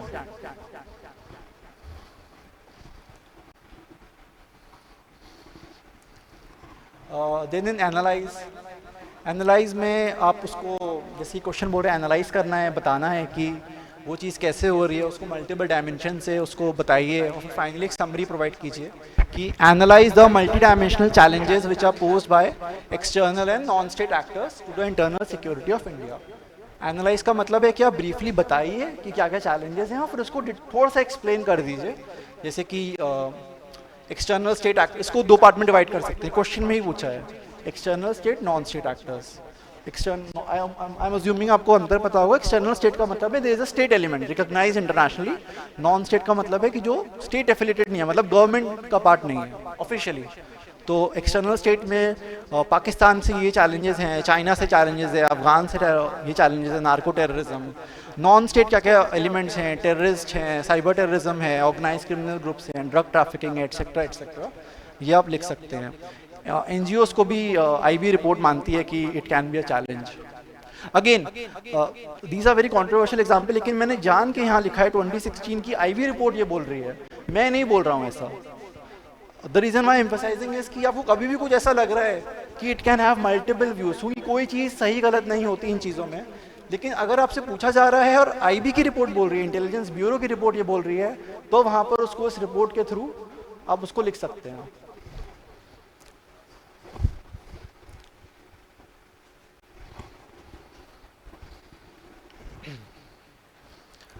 Then evaluate का मतलब है कि आप बताइए कि कोई चीज़ सही अगर चल रही है तो उसमें क्या क्या सक्सेसेस हैं और उसमें हम और क्या क्या आगे कर सकते हैं। With the help of a question, evaluate the role of self help groups in achieving the objectives of empowering women in rural India. तो आपने बता दिया कि इवैल्यूएट द रोल, उनका क्या पॉजिटिव रोल है, और आपने ब्रीफली भी बता दिया कि अभी उसमें ये सब हमें चैलेंजेस भी मिल रहे हैं। Then is critically examine. Critically examine का मतलब है आपको ऑब्जेक्टिव एनालिसिस देना है, उसके पॉजिटिव नेगेटिव्स का अभी क्या क्या चैलेंजेस आ रहे हैं उसमें। Let's understand it with the help of a question. This is a very simple question. Critically examine aims and objectives of SCO, Shanghai Cooperation Organisation. तो एम्स एंड ऑब्जेक्टिव्स पहले आपने बता दिया, उसको ब्रीफली बता दिया कि ये एम्स है, रीजनल कोऑपरेशन है, टेररिज्म के लिए there is a RATS framework, separatism वगैरह के लिए अगेन काम कर रहे हैं। लेकिन ये एम्स एंड ऑब्जेक्टिव्स 100% ट्रू नहीं है, क्योंकि उसमें ये सब इश्यूज आ रहे हैं। वो क्रिटिकल एग्जामिन बोल रहा है, तो आपको बहुत डिटेल में उसको बताना है कि ऑल्दो ये सब बहुत अच्छे ऑब्जेक्टिव्स हैं, लेकिन SCO की वर्किंग में ये सब भी चैलेंजेस आ रहे हैं कि रोल ऑफ चाइना है, या फिर इंडिया पाकिस्तान राइवलरी है, लैक ऑफ ट्रेड है पूरे रीजन में, ट्रस्ट डेफिसिट है। Then this question on NEP थोड़ा सा लॉन्ग क्वेश्चन है कि the question says that NEP 2020 is in conformance with the sustainable development goal number 4 and it is intended to restructure and reorient the education system in India. You have to examine the statement. तो critically examine the statement. In fact मतलब ये है कि NEP जो नई education policy आई है वो sustainable development goals के थ्रू काम करते हुए इंडियन एजुकेशन सिस्टम को रिफॉर्म करने की कोशिश करना चाहती है। बट आप ये बताइए कि हाँ, पॉजिटिवली आप बताइए कि हाँ ये उसके प्रोविजंस हैं, लेकिन क्योंकि हम क्रिटिकल एग्जामिन कर रहे हैं तो आप टुवर्ड्स ये भी बताइए कि अब ये चैलेंजेस आ सकते हैं। ऐसा नहीं है कि क्योंकि पॉलिसी बन गई तो सब कुछ ऑटोमेटिकली हो जाएगा। तो ब्रीफली इंट्रोडक्शन में आप लिंकेजेस दे दीजिए, क्योंकि वो पर्टिकुलरली टॉक कर रहा है सस्टेनेबल डेवलपमेंट गोल नंबर 4 की। फिर how it will restructure and reorient the education sector. Foundation literacy की बात करी गई है, वोकेशनल एजुकेशन की बात करी गई है, करिकुलम फ्रेमवर्क, क्रेडिट फ्रेमवर्क, बहुत सारे फीचर्स हैं, मैंने थोड़े से ही लिखे हैं। एंड फिर ये बताइए कि अभी और भी इशूज़ हैं जो इफेक्टिव इम्प्लीमेंटेशन में हमें वर्क करना है। कॉन्करेंट लिस्ट सब्जेक्ट है, स्टेट सेंटर को मिलकर काम करना होगा, funding is an issue, teachers training is an issue. ये सब चीजें इस तरीके से हमें क्रिटिकल एग्जामिन करना होता है। Comment is again a very open ended question. Comment is more और less like discuss only, but इसमें हमें थोड़ा सा कंक्लूड और करना होता है कि इन द सेंस कि कमेंट और डिस्कस में मुझे ऐसा लगता है अंतर ये है कि जब हम डिस्कस करते हैं तो हम उसको डिफरेंट डायमेंशन से उस चीज़ को हम बताते हैं कि लाइक डिस्कस मतलब बहस बोल सकता हूँ मैं। कमेंट का मतलब ये है कि आप सीधा बता दीजिए कि क्या क्या हो रहा है उसमें, आप अपने आर्ग्यूमेंट्स और फैक्ट्स रख दीजिए और कंक्लूड कर दीजिए। मुझे लगता है ये बहुत माइन्यूट सा डिफरेंस है दोनों चीज़ों में। जैसे कि एक क्वेश्चन के थ्रू समझते हैं, safeguarding Indian heritage is the need of the moment, comment 2018 में पूछा था। तो obviously we have to safeguard our Indian heritage, but is it the need of the moment? तो why में पूछा है कि क्यों ऐसा लग रहा है हमें कि this is the need of the moment? तो गवर्नेंस चैलेंजेस, इन्वायरमेंटल चैलेंजेस, उस समय कैग की एक रिपोर्ट आई थी 2013 की, जिसने बोला था कि हमारे कुछ करीब 100 मॉन्यूमेंट्स हमें खुद ही नहीं पता कि कहाँ हैं जो नेशनल हेरिटेज के हैं। तो यूजुअली कुछ ऐसी रिपोर्ट आती है या फिर कुछ ऐसी चीज़ होती है जो चर्चा में होती है न्यूज़ में, वहाँ से यूजुअली ऐसे सवाल बनकर आते हैं। तो इसलिए सवाल में पूछा is it the need of the moment. तो आप ब्रीफली बता दीजिए कि हाँ ये सब रिपोर्ट्स आ रही हैं और इन जनरल तो चैलेंजेस हैं ही गवर्नेंस के, लेकिन एक कैग की रिपोर्ट ने स्पेसिफिकली बोला है कि हमें और इस पर वर्क करने की ज़रूरत है। कमेंट पूछ रहा है तो ठीक है, आपने बता दिया कि ये सब है, अब आप यही बता दीजिए कि कर रही है सोसाइटी, गवर्नमेंट इस पे वर्क कर रही है और भी हम आगे कर सकते हैं। तो इस तरीके से आपने क्वेश्चन को स्टार्ट करके उसको then a very common question की जो रिजर्वेशन ऑफ वुमेन है in local self government bodies, उसका जो इम्पैक्ट है वो बहुत ज़्यादा नहीं हुआ है। आप कमेंट कीजिए। तो लिमिटेड इम्पैक्ट की बात कर रहा है, तो आपको कैसे लग रहा है कि वो इम्पैक्ट लिमिटेड है, कि वुमेन की वल्नरेबिलिटी एक्चुअली भी नहीं है, प्रधानपति है, जो 3 Bs होती हैं, बहू बेटी बहन, यूजली उनके ही रिलेटिव्स बन जाते हैं एक्चुअल में जो वर्क करते हैं। लेकिन आप ये भी बोल सकते हैं कि ये नेसेसरली ट्रू नहीं है सारे सर्कमस्टांसेस में। पॉजिटिव इम्पैक्ट भी देखे गए हैं वुमेन के कंट्रीब्यूशन के, और उसके बहुत अच्छे एग्जांपल्स हैं। एस्टर डफलो जो नोबेल प्राइज़ विनर हैं इकोनॉमिक्स की, उनकी एक रिपोर्ट है इंडियन पंचायत में कि उन्होंने बोला है कि अगर किसी पंचायत में वुमेन लीड करती है तो वहाँ पे एक्चुअल में इकोनॉमिक डेवलपमेंट होता है। तो इस तरीके से आप बोल सकते हैं कि जो SHGs हैं, सेल्फ हेल्प ग्रुप्स, वहाँ पे उनका कंट्रीब्यूशन है। तो इस तरीके से आप कमेंट कर रहे हैं कि ठीक है, हाँ ऑब्वियसली चैलेंजेस हैं, लेकिन और भी चीज़ें देखने को हमें मिलती हैं। थोड़ा सा again these are open ended question, यहाँ पे आप क्रिएटिव हो सकते हैं, कोई एक सही अप्रोच नहीं है, इसको आप अलग तरीके से भी फ्रेम कर सकते थे। Again this is just one way. Then a very common question is to what extent, किस हद तक ये सही है। तो सवाल से ही समझ आ रहा है किस हद तक सही है, मतलब थोड़ा सा सही होगा, थोड़ा सा नहीं सही होगा, तो जितना सही है उतना बता दीजिए।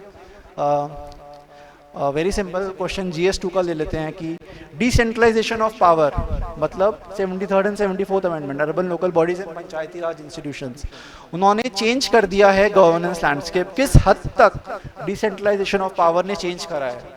तो आप बताइए कि हाँ मतलब एक्चुअल में उससे हुआ है, मतलब गवर्नेंस लैंडस्केप चेंज हुआ है। ये सब एग्जांपल्स के थ्रू आप बता सकते हैं कि अब ग्राम सभाज ऑफिशियली बैठती हैं, पब्लिक सर्विस डिलीवरी में कॉन्स्टिट्यूशनली उनका रोल है कि वो स्कीम्स को एग्जीक्यूट करें, वहाँ पे उनका ओपिनियन लिया जाए।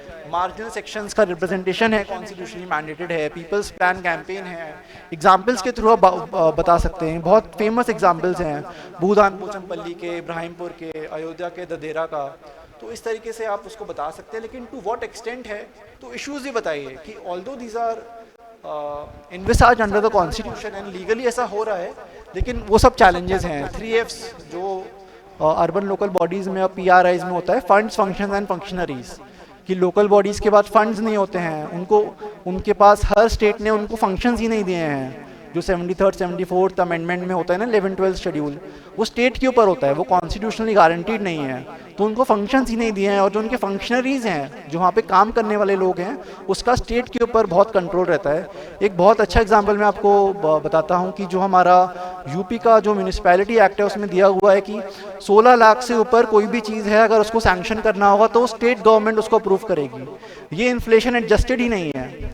16 लाख तब की वैल्यू थी, अभी तक वही वैल्यू चल रही है। 16 लाख आज के टाइम में सर जानते होंगे कुछ हो ही नहीं सकता, कोई कंस्ट्रक्शन प्रोजेक्ट या कुछ हो ही नहीं सकता। तो इतना ज़्यादा कंट्रोल कर रखा है स्टेट गवर्नमेंट ने। तो ये आप एग्जांपल्स अगर आप कोट कर सकें, then way forward as I was saying, second ARC, Sumit Bose committee है, अय्यर कमिटी है, these are famous committees on urban local bodies.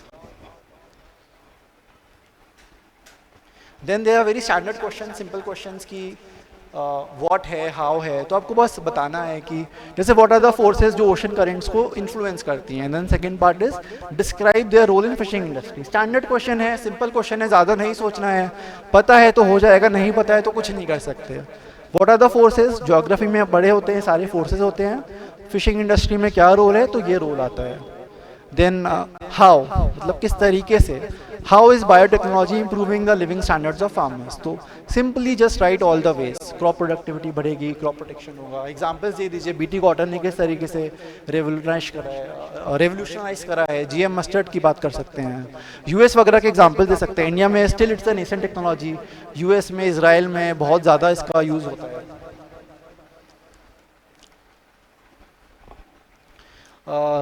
Then ये स्लाइड मैंने इसलिए बनाई है तो आपको ये बता सकूं कि कीवर्ड्स आइडेंटिफाई कीजिए। जब भी आप कोई सवाल पढ़ते हैं तो एकदम से सवाल को लिखने मत बैठिए कि जैसे मैंने सवाल पढ़ा, जो भी मुझे आता है मैंने लिख दिया, क्योंकि सवाल क्या पूछ रहा है वो बहुत ज़्यादा इंपॉर्टेंट होता है। जैसे कि let's take this question, pressure groups have a pivotal role और vital role in influencing public policy making. लेकिन सवाल पूछ रहा है explain how the business associations contribute to public policies. Although उसने ओपनिंग में तो प्रेशर ग्रुप्स की इन जनरल बात करी है, लेकिन वो पूछ रहा है कि हम बिजनेस एसोसिएशंस के थ्रू ही उसको एक्सप्लेन करिए। तो प्रेशर ग्रुप्स तो बहुत तरीके के होते हैं, स्टूडेंट प्रेशर ग्रुप्स होते हैं, पॉलिटिकल होते हैं, एग्रीकल्चर होते हैं, लेकिन वो सिर्फ बिजनेस एसोसिएशन वाले जो प्रेशर ग्रुप्स हैं उनकी ही बात कर रहा है। एसोचेम है, फिक्की है, और भी बहुत सारे होते हैं, अलग अलग बॉडी के अलग अलग होते हैं, तो इनके थ्रू ही एक्सप्लेन करना है। अगर आपने ये चीज़ मिस कर दी और आप इन जनरल बात कर रहे हैं तो एग्जामिनर शायद आपको उतने मार्क्स ही नहीं देगा, क्योंकि वो स्पेसिफिकली एक पर्टिकुलर तरीके के लोगों की बात कर रहे हैं। जैसे कि ये सवाल है, citizen charter is an ideal instrument of transparency accountability but it has its own limitations. तो वो पूछ रहा है कि अब आप लिमिटेशंस बताइए और मेजर्स बता दीजिए। ये बहुत सिंपल है, इसमें कुछ कॉम्प्लिकेटेड नहीं है। ये मैं इसलिए बता रहा हूँ कि जब भी आपको सवाल मिले आप हाईलाइट कर दीजिए।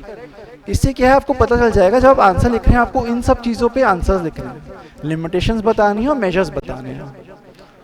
ठीक है, जैसे कि ये वाला एग्जांपल ले लेते हैं हम, what are the maritime challenges in India.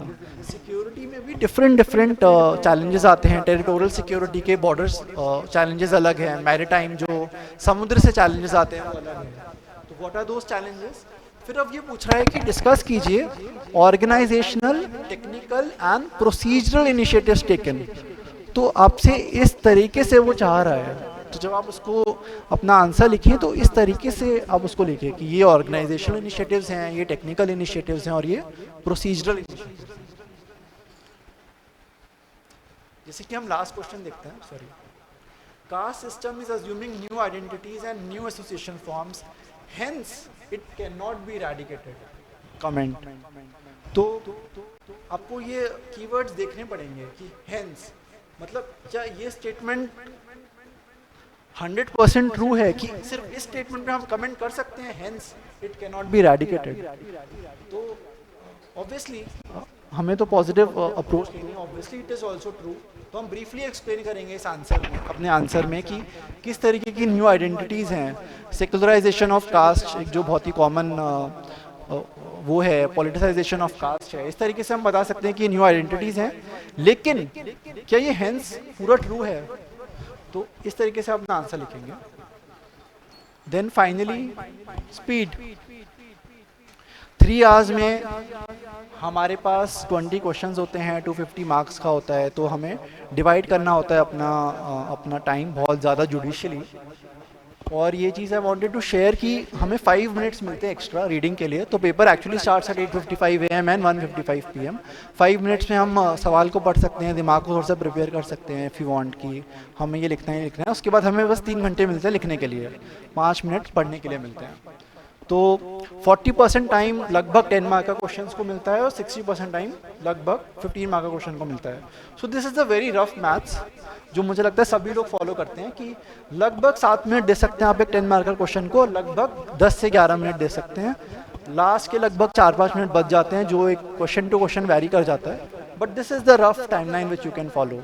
कुछ लोग पहले 15 मार्क का करते हैं, फिर 10 मार्कर करते हैं, कुछ भी आप अडॉप्ट कर सकते हैं। मैं तो सिंपल था, पहले मैं पढ़ता था और सीधे 1 2 3 5 6 7 8 9 10 12 20 था, सीधा था मेरा procedure. But this is the general thing which you have to remember.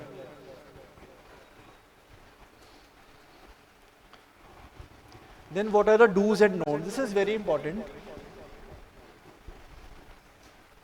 Try to write in bullet points, जो मैं एम्फसाइज कर रहा था। Again I can not emphasise this enough, कुछ लोग नहीं समझ पाते हैं, बट फिर भी मैं बार बार बोलूँगा at the cost of being repetitive.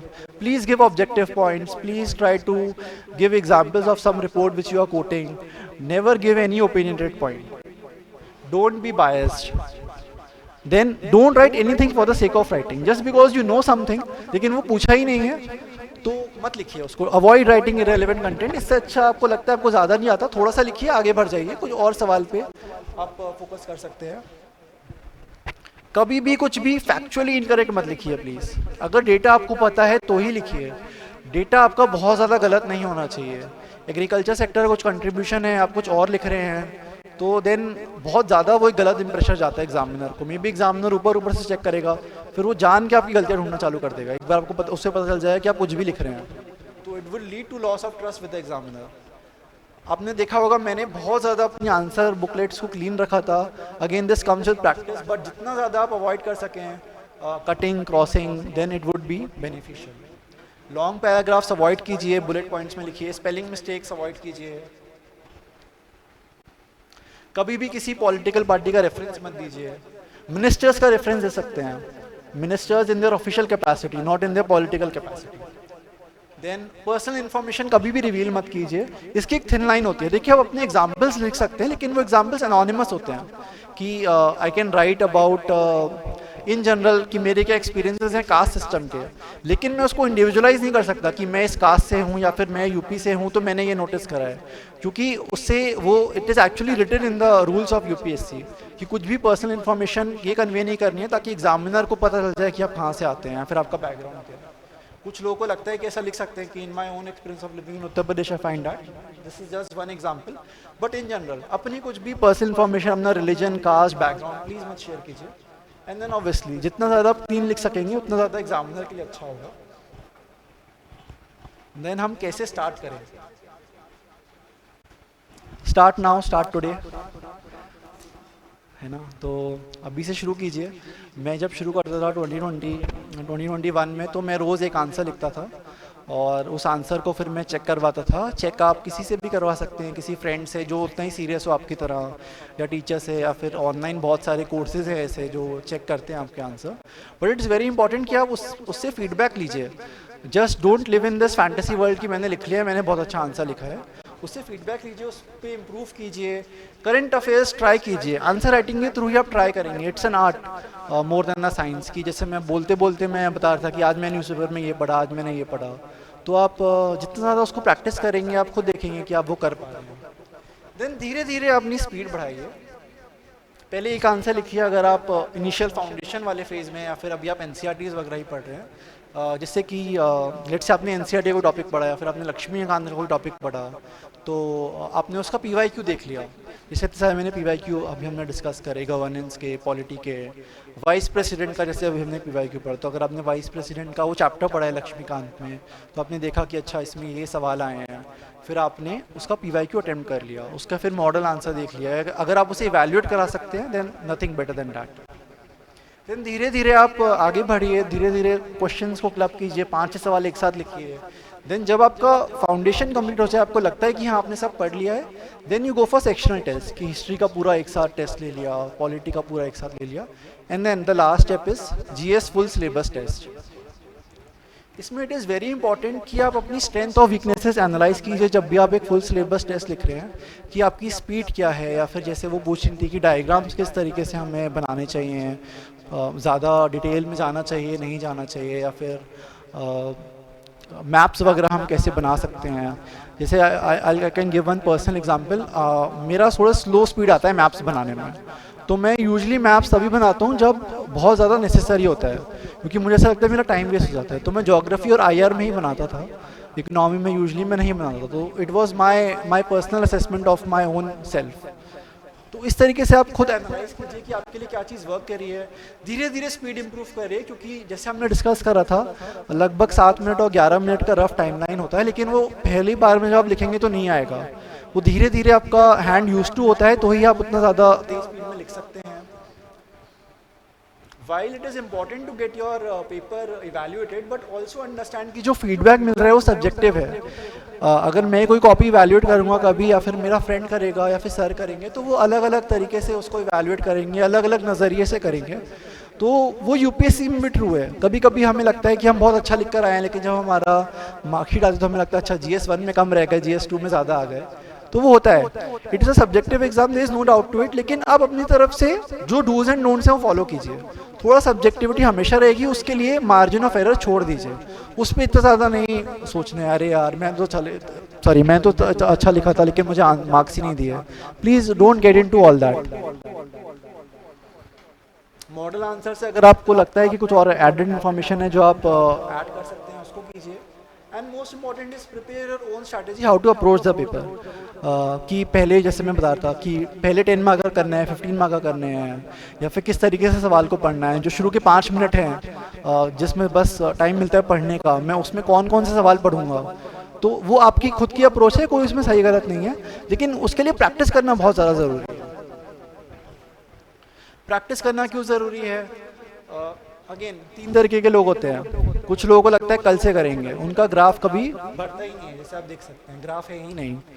कुछ लोगों को लगता है मुझे सब आता है, तो वो स्टैग्नेंट रहते हैं। कुछ लोग हमेशा इंप्रूव करते रहते हैं, प्रैक्टिस करते रहते हैं।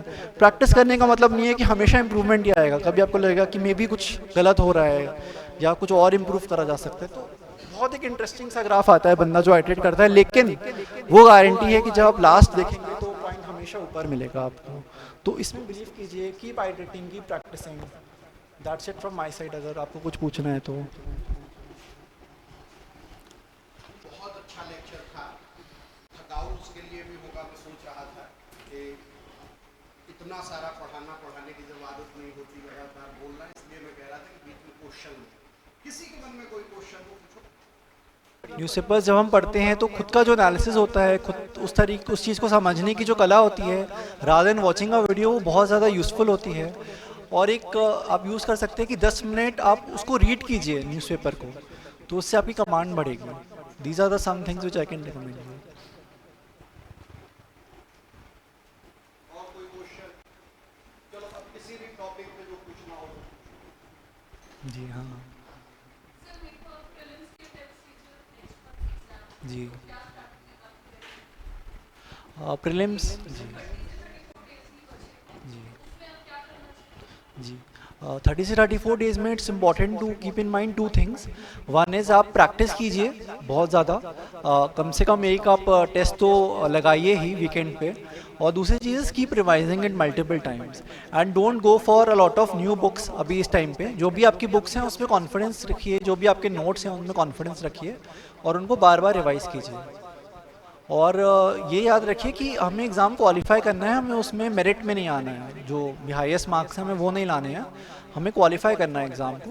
तो उसके लिए आप नोटिस करेंगे तो ऑल दो क्वेश्चन टफ है, लेकिन जो कुछ इजी क्वेश्चंस भी हैं वो हमारे स्टैंडर्ड बुक से आते हैं। तो अगर हम उन इजी क्वेश्चंस पे फोकस करें, उनमें हम लेट्स से एग्ज़ाम में पैनिक ना करें, और उनमें अगर हमारी एक्यूरेसी रेट अच्छा होगा जो प्रैक्टिस से आता है, तो आई एम श्योर कि आप क्वालिफाई कर सकते हैं। सीसैट में थोड़ा सा ये हो जाता है कि आपको एनालाइज करना होगा कि आपकी क्या स्ट्रेंथ एंड वीकनेसेस हैं, पर्टिकुलरली मैथ्स के लिए। मैथ्स में बहुत सारे टॉपिक्स होते हैं, तो rather then focusing on all the topics, अगर आप ये एनालाइज कर सके कि let's say distance and time का टॉपिक होता है जो थोड़ा सा फेयरली इजी होता है, या फिर परम्यूटेशन कॉम्बिनेशन, कुछ लोगों को वो लॉजिकल लगता है तो वो लोग उसे कर पाते हैं। पजल्स भी बहुत तरीके के आते हैं उसमें, एक होता है कि हिडन नंबर आइडेंटिफाई कीजिए, एक होता है कि डाइस रोल करके आप देखिए। तो उसमें आप थोड़ा सा अपनी स्ट्रेंथ एंड वीकनेसेस एनालाइज अगर आप कर सके then it would be very helpful to you, और उसके हिसाब से आप उसको लेवरेज कीजिए। कुछ जो आपको लगता है आपके स्ट्रेंथ एरियाज हैं उनको ज़्यादा प्रैक्टिस कर लीजिए ताकि उसमें एक्यूरेसी अच्छी हो, और जो कुछ वीक एरियाज हैं आपके, उसमें अगर आप थोड़ा सा बेसिक पढ़ सकें कि अगर कोई बहुत ईजी क्वेश्चन आए उसमें तो आप वो अटेम्प्ट कर लें, तो इस तरीके से आप उसको कर सकते हैं।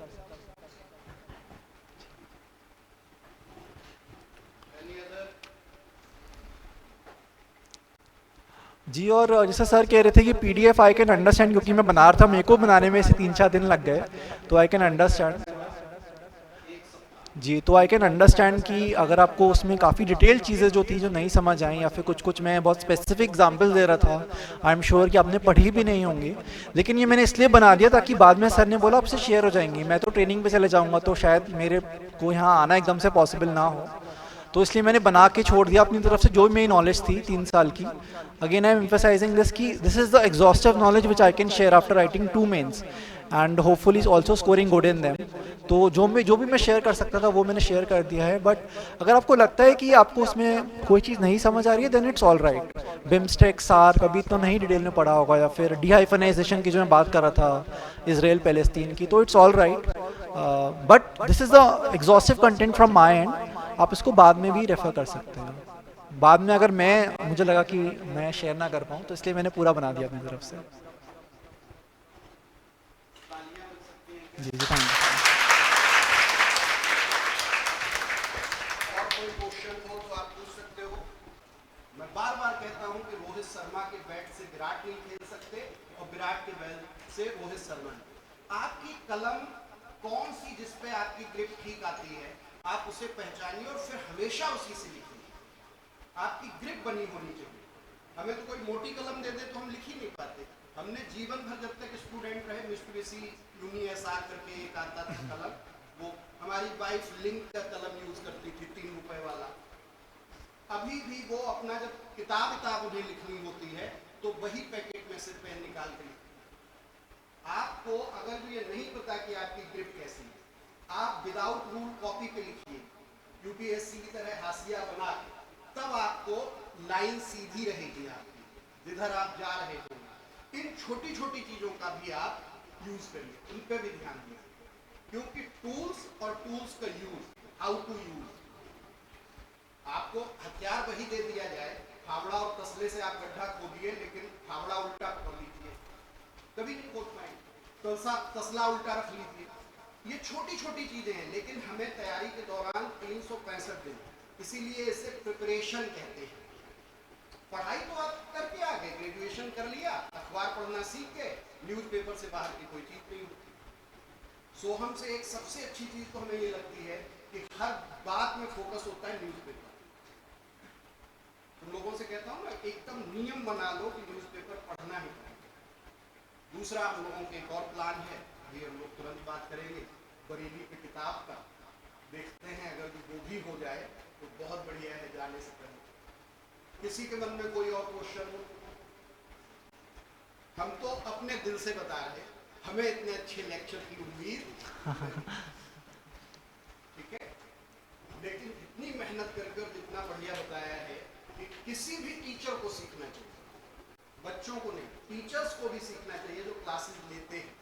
जो कई बच्चों को मिसगाइड कर देते हैं, उन्हें पता ही नहीं होता यूपीएससी क्या पूछती है, यूपीएससी का मामला क्या है, कीवर्ड्स कैसे निकाले जाते हैं, कीवर्ड्स का क्या यूज होता है। एक चीज और मैं सोहम के साथ जोड़ देता हूँ कि वो निकल के नहीं आ पाई, जो मेंस की कॉपी चेक होती है उसमें एग्जामिनर को क्या दिया जाता है। तो कोई भी एग्जाम होता है तो एक मॉडल आंसर प्रोवाइड कराया जाता है। किसी भी कमीशन का अगर जो सब्जेक्टिव एग्जाम है और जितने लोग एग्जामिनर बनते हैं उनकी पहले एक वर्कशॉप होती है कमीशन में बाकायदे, जिससे कि कॉपियां कैसे चेक होंगी। कई नए एग्जामिनर शामिल हो जाते हैं, कुछ रिटायर हो जाते हैं, यूनिवर्सिटियों के प्रोफेसर्स बुलाए जाते हैं उसमें, क्योंकि हम लोग उस प्रक्रिया से जुड़े रहे इसलिए बता रहे हैं कि ये कॉमन लोग नहीं जानते, स्टूडेंट भी ये सिलेक्ट हो गए इन्हें भी नहीं पता, वो उसी को पता है तो वहाँ एग्जामिनर है। तो एक मॉडल आंसर मिलता है, जो भी क्वेश्चन पेपर आपका हुआ है जिस टीचर ने वो बनाया होता है उसी से वो मॉडल आंसर लिया जाता है। बड़ी लंबी प्रक्रिया चलती है, कमीशन बहुत खर्च करता है, परीक्षा लेने में बहुत पैसा खर्च होता है। फिर जो मॉडल आंसर मिलता है वो पूरा आंसर लिखा हुआ नहीं मिलता, उसमें सिर्फ कीवर्ड्स होते हैं, उसमें पॉइंट्स हाईलाइट होते हैं और नॉर्मली 5, 7, 8, 10 पॉइंट हर आंसर, वो 10 के 10। अब जैसे किसी भी क्वेश्चन में मान लो कि उन्होंने 10 दे दिए पॉइंट, मॉडल आंसर को लिख के दिया गया। अब एग्जामिनर के मुख्य काम होता है कि ये जो 10 पॉइंट है वो 10 पॉइंट आपका जो ये लिख के आएगा, एक पन्ने में, 2 पन्ने में, 3 पन्ने, वो इसमें खोजता है कि क्या ये पॉइंट मिला। अब चाहे वो तुम्हारे फिगर में मिल गया, चाहे तुम्हारे पैरा में मिल गया, चाहे तुम्हारे बुलेट में मिल गया, अगर जो वो पॉइंट यहाँ मिल गया तो तुम्हारा पूरा 1 नंबर ट्रांसफर हो गया। फिर वो दूसरा खोजेगा, इससे कोई फर्क नहीं कि स्टार्टिंग में मिल गया या लास्ट में मिल गया। अब तुम कहो कि यहाँ पे जैसे शब्द लिखा है, एक एग्जांपल अभी सो हमने दिया था वो फ्रीडम ऑफ स्पीच और पार्लियामेंट्री जो प्रिविलेजेस होते हैं, फ्रीडम वो भी स्पीच की ही फ्रीडम है। कोई भी मेंबर ऑफ पार्लियामेंट कुछ भी बोले उस पर कोई कार्रवाई